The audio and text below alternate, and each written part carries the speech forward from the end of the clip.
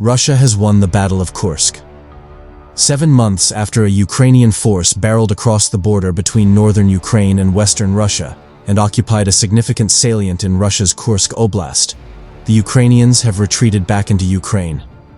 But don't mistake the Ukrainian retreat as a sign of wider weakness.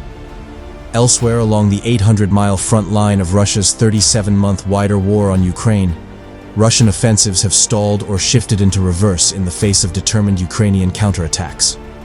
Consider what happened on the Siversk axis along the border between Donetsk and Luhansk Oblasts in eastern Ukraine on or before Tuesday. A large Russian force, perhaps from the 3rd Army Corps, attacked the positions of the Ukrainian 30th and 54th Mechanized Brigades and 80th 1st Airmobile Brigade east of Siversk.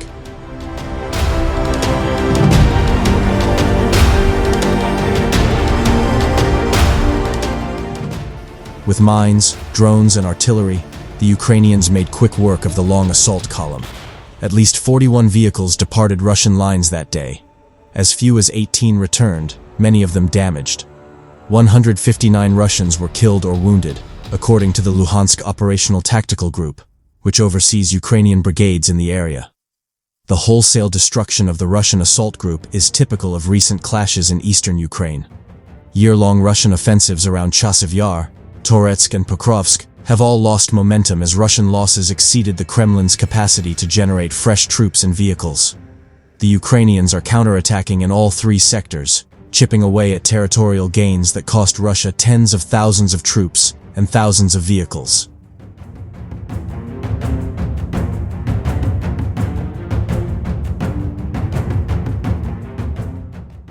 It's apparent the Russians devoted their best forces to their operation in Kursk in particular.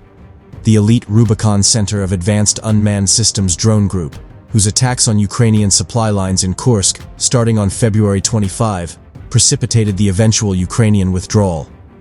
The concentration of forces in Kursk may have depleted Russian field armies farther south and afforded Ukrainian brigades the chance to reverse some Russian gains.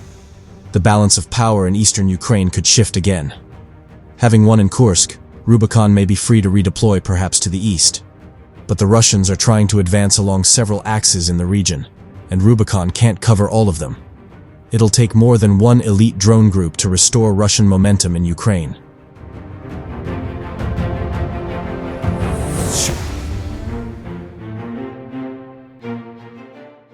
In recent weeks, Ukraine's ability to turn the tide in Donetsk Oblast has demonstrated the effectiveness of this course of action.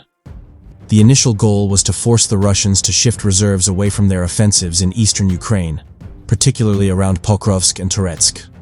Though the Russian commanders attempted to avoid this at first, pulling forces from Kharkiv and Kupiansk instead, and even bringing reinforcements from North Korea, it eventually became clear that additional troops were needed to push Ukrainians out of Kursk. One failed Russian counteroffensive after another led to the inevitable, and they ultimately had to sacrifice both their Pokrovsk and Donetsk offensives.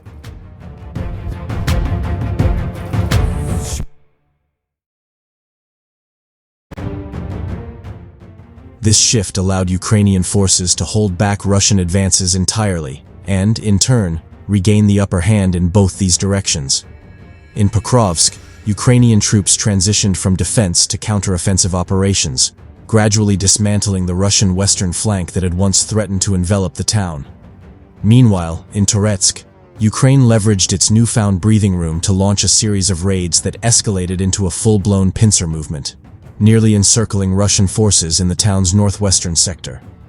Without the Kursk operation diverting Russian manpower and resources, these Ukrainian gains would have been significantly more complex, if not impossible to achieve.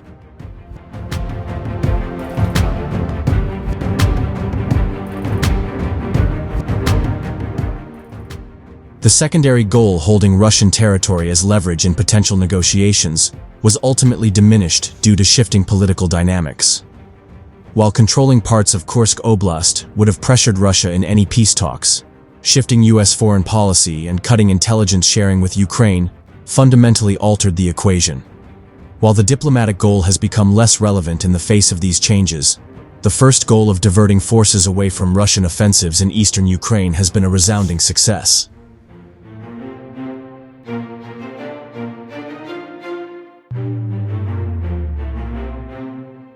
the same time, battlefield realities are making a prolonged Ukrainian presence in Kursk increasingly untenable.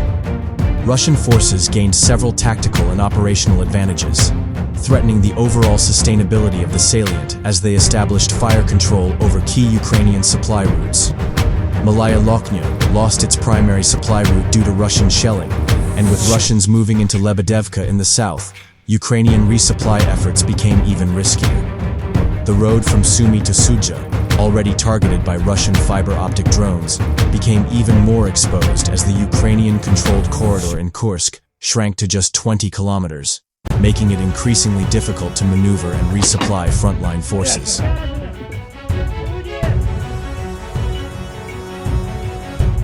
Выстрел!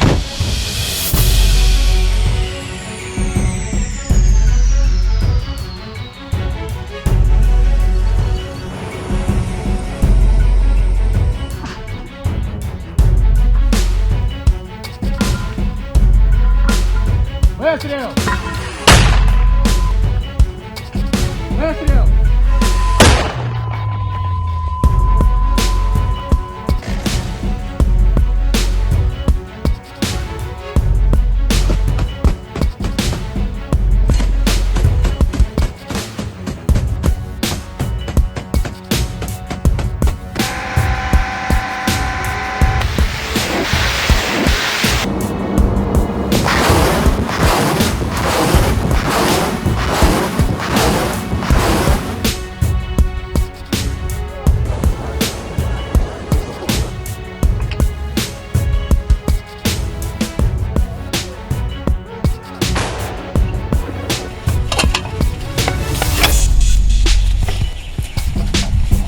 Выстрел!